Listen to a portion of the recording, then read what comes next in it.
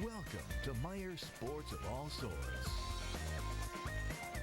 Welcome back, everyone. We're a week between playoff football games. We're about a month away from March Madness. It's a perfect Sunday night to talk baseball. I'm rejoined by Reds General Manager Walt, who's just coming off a long road trip on the Reds Caravan. He'll soon be heading to Goodyear, Arizona for spring training.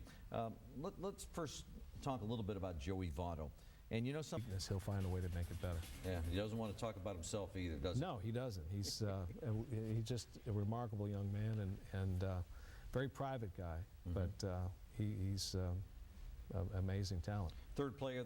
He's worked extremely hard this winter, this offseason, getting himself in top shape, and you know, he's a young guy that I think just wants to. Another one who has a good work ethic that wants to get better and find a way to improve, and you know, you just hope that he stays that way. You never know for sure, but you know, he's got a responsibility. He's got a big family to take care of, and yeah, he does, and he's the sole person to support. He's a very young guy. One of the things that you brought up with the Votto case, and I don't know if it was as strong with Cueto, you didn't want to go to arbitration. What is so scary about arbitration, I guess? It seems like nobody wants to go there. The players, is it just because that you have to kind of use some negative energy against a guy in a room? There's a lot of different reasons for it, John. I think partly because there's a lot. You have to find something bad to say about a guy if you're going to, you know, you're going to sit across the table and find you're battling for, you know, his figure or our figure. There's nothing in between, unfortunately, with the way the arbitration process is. So you have to find, and there's sometimes huge spreads in the salaries. So that plus, you know, it's just it's kind of a crapshoot because you sometimes you may have the best case and you think you're going to win, and something changes that you don't know where the arrow is at the time, and it might go in the player's favor. So it's just, you never know for sure, and it's better to try and avoid it if you can. Jamie in Coleraine emailed, said Johnny Gomes proved to be a streaky left fielder at best. His fielding was below average. His batting would go cold for weeks. What are the Reds trying to do to improve the left field position, and where does Johnny still fit into that picture? Well, Johnny, you're right. Johnny was streaky at times, but he need a left-handed hitter who will compete for a spot on the club. So right now, I think with the addition of some of our other young players that are probably a year or so away, that's what where we're at. It's funny because one of the Oak, one of our regular listeners, wrote in, actually is Mo from White Oak, says, Walt, have you guys given up on Chris Heisey? Apparently you haven't. No, you still think he's on his way. Absolutely. In fact, you know, I think he stayed up with us a lot longer than I think anyone had anticipated last year, because he did well, continued to do well, and he just needs an opportunity to play a little bit more, and hopefully he'll get a chance to break out. Okay.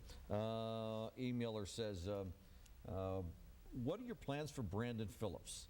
And I'm not sure exactly what he means, because I know long term.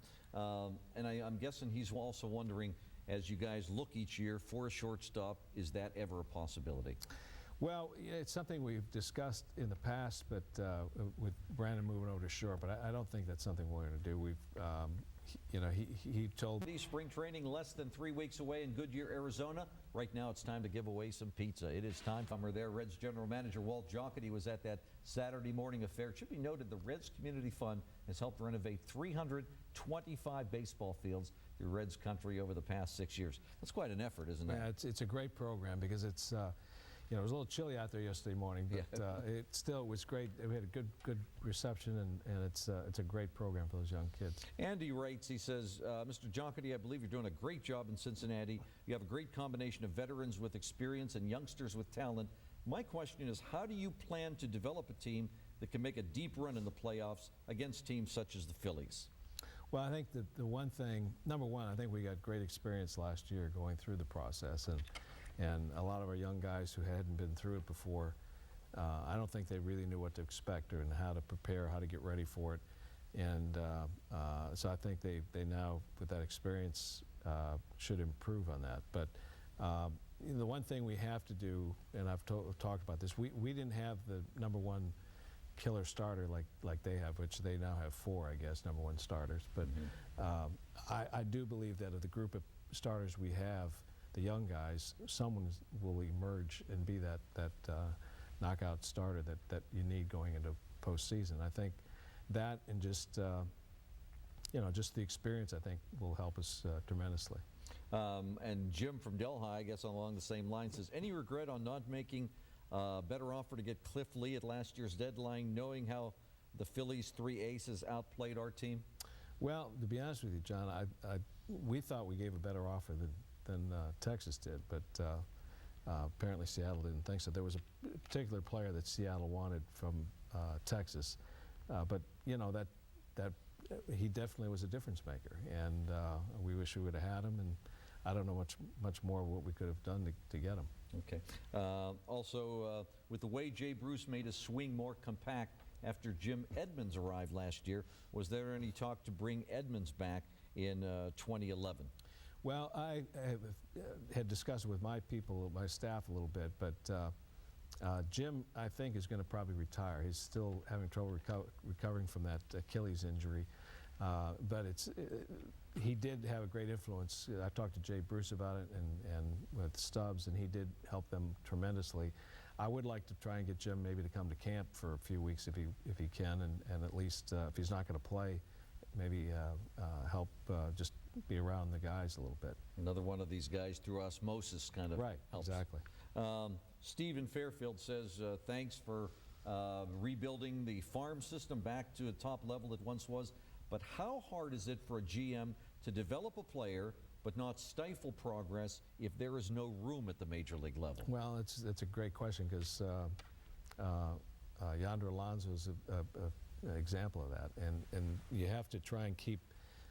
Eventually, we'll be churning players through the system, but right now, I don't think we have anybody that, other than maybe Alonso, who's really, in Yonder could probably spend more time at AAA. He really didn't a full year there, so I think that when the time comes, we'll hopefully find a room for him. This is from Gil. He says, Mike Leake was shut down as a starter shortly after the second half of the season. What do you see from him in 2011? Will he have a limit on the number of innings he pitches this year? He will. He'll be one of the guys competing for the last couple of spots in the rotation, and I would think that there will be a limitation, but he should be able to extend himself further than he did last year, which I think was probably 140-some innings.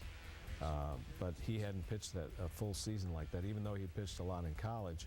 He hadn't pitched consecutive months like he did for us last year, so he should be able to extend a little bit further next year. But showed great promise. I mean, when you really think did. about the poise he showed, and not just him, but there was also Travis Wood then.